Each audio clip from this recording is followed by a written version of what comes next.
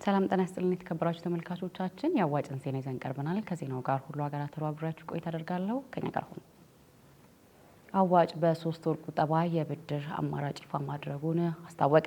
ህብረት ስራ ማህበሩ በ3 ወር ቁጠባ እስከ 10 ሚሊዮን ብር የብድር አገልግሎት ለአባላቶቹ እንደሚሰጥ አስታውቋል። አዋጭ ከአባላት በተደጋጋሚ ቀርብለት የነበረውን ጥያቄ ከግምት ውስጥ በማስገባት ጥናት አድርጎ ተገቢው ምላሽ ለመስጠት በማሰብ ይህንን የብድር አማራጭ ይፋ አድርጓል። የብድር አማራጩ በቋሚ ንብረት ማስያዣነት የሚሰጥ ወይም የፋይናንሲንግ ብድር ተብሎ እንደሚጠራና ማንኛውም የአዋጭ አባል በተከታታይ ለ3 ወራት በመቆጠብ መበደር የሚችለው መሆኑን የአዋጭ ምክትል ዋና ስራ አስፈጻሚ ኦፕሬሽን አቶ ዳባ ጋዲሳ ተናግረዋል። አዲሱ የብድር አገልግሎት እስከዛሬ ከነበሩን የብድር አገልግሎት ለየት ባለ መልኩ የአባላቶቻችንን ጥያቄዎች በመቀበልና ያንን ጥናታዊ በሆነ መልስ ለመስጠት በማሰብ አዲስ የብድር አይነት ለአባላቶቻችን አቅርበናል። የብድሩም ርዕስ በቋሚ ንብረት መያዣነት የሚሰጥ ወይም የፋይናንሲንግ ብድር ተብሎ ነው የሚጠራው እና እነዚህም ማድረግ ያስፈልጉበት ዋና ምክንያቶች አንደኛ ከአባላቶቻችን የሚነሱ ጥያቄዎችን በጥናት ተመስርቶ ለማመለስ እና የአባላትን ተጠቃሚነት በተሻለ መልኩ ለማረጋገጥ ነው።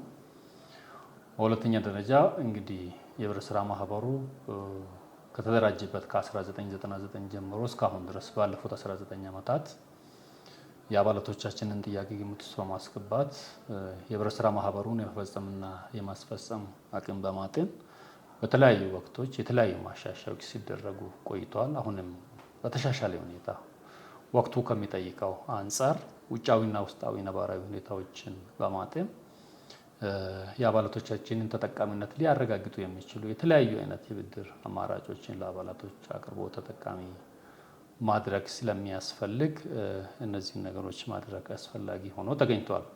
ይህንን የብድር አገልግሎት ተጠቃሚ ለመሆን 50 በመቶውን በ3 ወር ጊዜ ውስጥ በመቆጠብ ለሌሎች የብድር አይነቶች እንዲያሟሉ የሚጠየቁትን መስፈርቶች ማሟላት እንደሚጠበቅባቸው ያነሱ ሲሆን በተጨማሪም የቤት ካርታን ለዋስትና ማቅረብ እንዳለባቸው አጽንኦት ሰጥተው ተናግረዋል።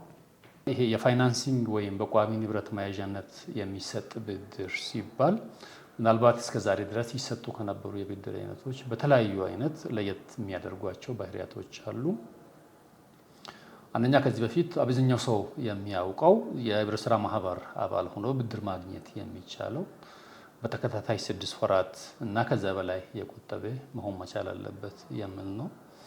ምናልባት አሁን ካለው ነባራዊ ሁኔታ እና የአባላቶችንም ፈጣን ፍላጎት መልስ ለመስጠት በማሰብ በአዲሱ የብድር አማራጫችን ላይ 6 ወር መቆጠብ ሳይጠበቅባቸው በተከታታይ 3 ወራት አባላቶች ከቆጠቡ ይህንን የፋይናንሲንግ ወይም በቋሚ ንብረት መያዣነት የሚሰጥ አዲሱ የብድር አገልግሎት ማግኘት እንዲችሉ ታሳቢ ተደርጎ መመሪያ ወጥቶለት ተዘጋጅቷል እና በአዲሱ የብድር አይነት አንድ ሰው ተጠቃሚ ለመሆን አባል ሆኖ በተከታታይ 3 ወር ከቆጠበ ከዛ በኋላ ተጠቃሚ መሆን ይችላል ማለት ነው።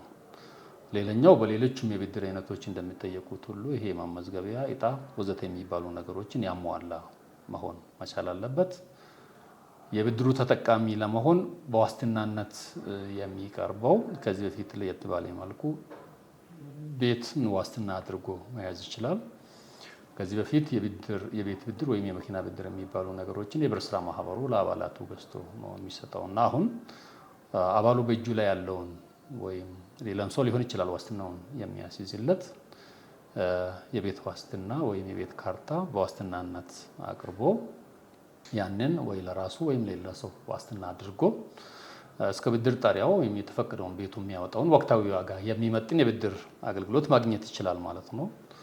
ያ ቤቱ ቋሚ አድራሻ ግን አዲስ አበባ ውስጥ መሆን መቻል አለበት። አቶ ዳባ አክለውም የዚህ ብድር ጣሪያው 10 ሚሊዮን ብር መሆኑን አንስተው የመመለሻ ጊዜውም እስከ 10 ዓመት መሆኑን ግልጽ አድርገዋል።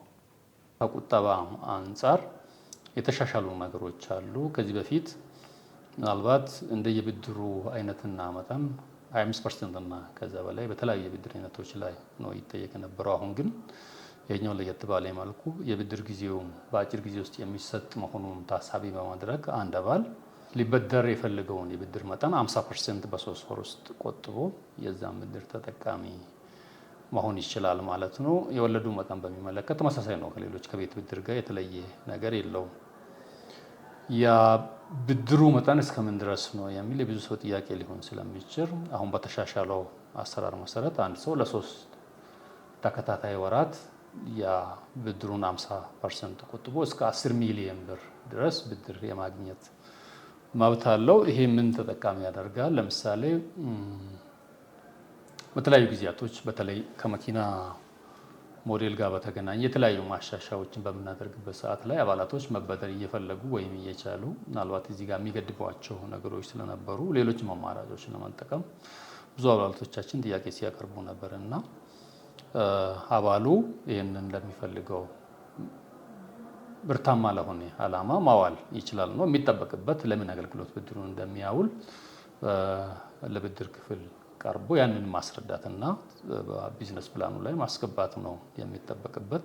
እስከ 10 ሚሊዮን ብር ድረስ 50% ቆጥቦ በ3 ወር ውስጥ ድረስ የህብረት ስራ ማህበሩ ብድሩን ማግኘት ይችላል ማለት ነው።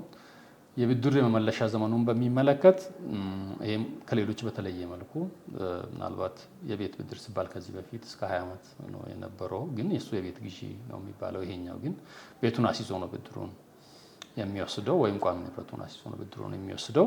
ስለዚህ እስከ 10 ዓመት ድረስ የሚመለስ ብድር ይሆናል ማለት ነው። የተከበራችሁ ተመልካቾቻችን የዕለቱ መረጃችን የተከታተላችሁትን ይመስል ነበር። አብራችሁን ስለነበራችሁ እናመሰግናለን። ጤና ይስጥልን።